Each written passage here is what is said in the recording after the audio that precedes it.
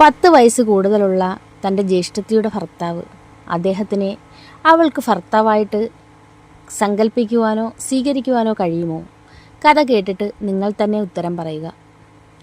രമ്യേ, രമ്യേ, അമ്മ മുകളിലേക്ക് നോക്കി വിളിച്ചു. മുകളിലാണ് അവളുടെ റൂം. അവൾ പതിയെ താഴേക്ക് വന്നു. പാവാടയും ബ്ലൗസുമാണ് വേഷം. ആ വേഷത്തിൽ കണ്ടാൽ സ്കൂളിൽ പഠിക്കുന്ന കുട്ടിയാണെന്നേ തോന്നൂ, അമ്മ മനസ്സിൽ വിചാരിച്ചു. പറയാൻ പോകുന്ന കാര്യം കേട്ടാൽ അവളുടെ പ്രതികരണം എന്തായിരിക്കും? അത് പിന്നീട് അമ്മയ്ക്ക് കൂടുതൽ ടെൻഷനാക്കി. കുഴപ്പമില്ല, രണ്ടും കൽപ്പിച്ച് പറയാം. അവർ മകളുടെ കൈ പിടിച്ച് റൂമിലേക്ക് കൊണ്ടുപോയി. എന്നിട്ട് കട്ടിലിൽ പിടിച്ചിരുത്തി. മോളിരിക്കൂ, എനിക്ക് ചില കാര്യങ്ങൾ പറയാനുണ്ട്. അങ്ങനെ പറഞ്ഞതിന് ശേഷം അവർ കഥകടച്ചു. കഥകടച്ചിട്ട് വന്നിട്ട് മകളുടെ അടുത്തിരുന്നു. മകളുടെ കണ്ണുകളിലേക്ക് നോക്കി. അമ്മ പറയുന്ന കാര്യം മോള് ശ്രദ്ധയോടെ കേൾക്കണം. എതിർത്തൊരു വാക്ക് പോലും പറയരുത്. അമ്മ ഒരുപാട് ആഗ്രഹിച്ചു പോയി. രമ്യ അന്തം വിട്ട് അമ്മയെ തന്നെ നോക്കിയിരുന്നു. ഈ അമ്മ എന്താണ് പറയാൻ വരുന്നത്? നീ തൻ്റെ പഠിത്തത്തെക്കുറിച്ച് വല്ലതുമാണോ? എന്താ അമ്മ കാര്യം പറയൂ, രമ്യ പറഞ്ഞു. അത് മോള് സമ്മതിക്കണം. മോളുടെ കാല് പിടിക്കഞ്ഞ് ഞാൻ കാര്യം കേൾക്കട്ടെ, എന്നിട്ട് പറയാൻ സമ്മതിക്കണോ വേണ്ടിയെന്ന് അവൾ കൊഞ്ചിക്കൊണ്ട് പറഞ്ഞു. അത് മോള് രവിയെ മോൾക്ക് ഇഷ്ടമാണോ? പിന്നെ ഈ ചേട്ടനെ ഇഷ്ടമല്ലേ? നമ്മുടെ രമ്യ ചേച്ചിയുടെ ഭർത്താവാണ്, പിന്നെ നമ്മുടെ സ്വന്തം ചേട്ടനാണ്, എൻ്റെ സ്വന്തം ചേട്ടനാണ്, അമ്മയുടെ സ്വന്തം മോനാണ്. അപ്പം എന്താ രവി ചേട്ടനെ ഇഷ്ടമാണോ എന്ന് ചോദിക്കാൻ അവൾ പറഞ്ഞു. അതല്ല, രവിയെ ഇഷ്ടമാണോ എന്ന് ചോദിച്ചാൽ അങ്ങനെ ഇഷ്ടമാണോ എന്നല്ല, രവിയെ കല്യാണം കഴിക്കാൻ മോൾക്ക് ഇഷ്ടമാണോ എന്നാണ് അമ്മ ഉദ്ദേശിച്ചത്. അത് കേട്ടതും രമ്യ അന്തം വിട്ട് അമ്മയെ നോക്കിക്കൊണ്ടിരുന്നു. അമ്മ എന്താണ് ഈ പറയുന്നത്? രവിയേട്ടന് ഞാൻ കല്യാണം കഴിക്കാനോ? രവിയേട്ടനെ ഞാൻ അങ്ങനെ കണ്ടിട്ട് പോലുമില്ല. അമ്മ എന്താ ഇങ്ങനെയൊക്കെ സംസാരിക്കുന്നത്? എൻ്റെ ചേച്ചിയുടെ ഭർത്താവല്ലേ, അമ്മ സ്വന്തം മോനെ പോലെയല്ലേ കാണുന്നേ. എന്നിട്ട് രവിയേട്ടനെ ഞാൻ കല്യാണം കഴിക്കണമെന്നോ? അമ്മ എന്താണ് അമ്മ ഇങ്ങനെയൊക്കെ സംസാരിക്കുന്നത്? രമ്യ അന്തം വിട്ട് ചോദിച്ചു. അതല്ല മോളെ, അവൻ്റെ ജീവിതം പോയിക്കൊണ്ടിരിക്കുകയല്ലേ അമ്മ, അതുകൊണ്ട് പറഞ്ഞതാ. മാത്രമല്ല, ഇതുപോലൊരു ചെറുക്കനെ നമുക്കിനി കിട്ടത്തില്ല. മോളൊന്ന് ആലോചിച്ച് നോക്കിയേ. നല്ല സ്വഭാവമല്ലേ അവന്. നമ്മളെ രമ്യയെ പൊന്നുപോലെയല്ലേ അവൻ നോക്കിയത്. അതൊക്കെ വെച്ച് നോക്കുമ്പോൾ അവൻ എന്തായാലും ഇന്നല്ലെങ്കിൽ നാളെ വേറൊരു കല്യാണം കഴിച്ചേ പറ്റൂ. അങ്ങനെയാണെങ്കിൽ അവനെ നമുക്ക് നഷ്ടപ്പെടും. നമ്മുടെ കുടുംബത്തിൽ നല്ലൊരു അത്താണിയാണ്, എനിക്ക് നല്ലൊരു മകനാണ്. നീ കല്യാണം കഴിച്ചാൽ നിനക്ക് നല്ലൊരു ഭർത്താവുമായിരിക്കും. അതുകൊണ്ട് മോൾ ഈ കല്യാണത്തിന് സമ്മതിക്കണം. അമ്മ ഒരുപാട് ആഗ്രഹിച്ചു പോയി. അവൾ ആ ഇരിപ്പിരുന്നു കട്ടിലിൽ, എന്ത് പറയണമെന്നറിയാതെ.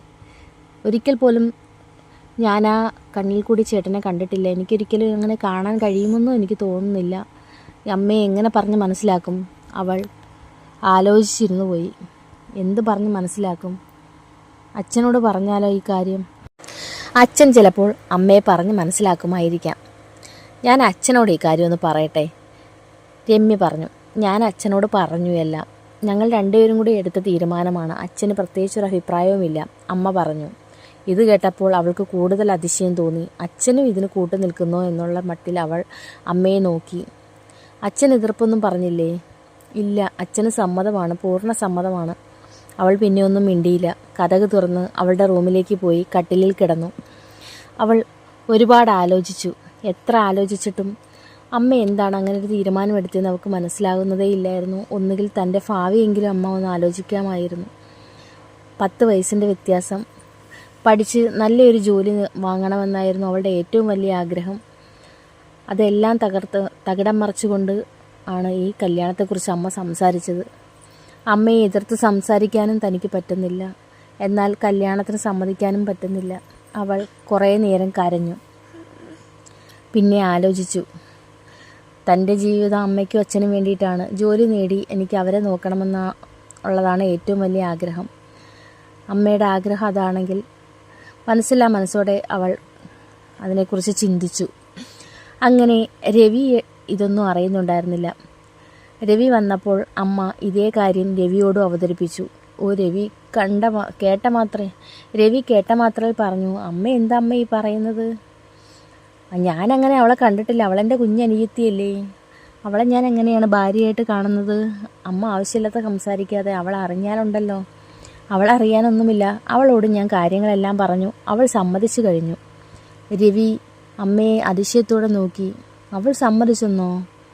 അതെ, അവൾ സമ്മതിച്ചു. അവളോട് ഞാൻ കാര്യങ്ങളെല്ലാം പറഞ്ഞ് ക്ലിയർ ചെയ്തിട്ടുണ്ട്. അവൾക്ക് പ്രശ്നമൊന്നുമില്ല. നിനക്കെന്താണ് എതിർപ്പ്?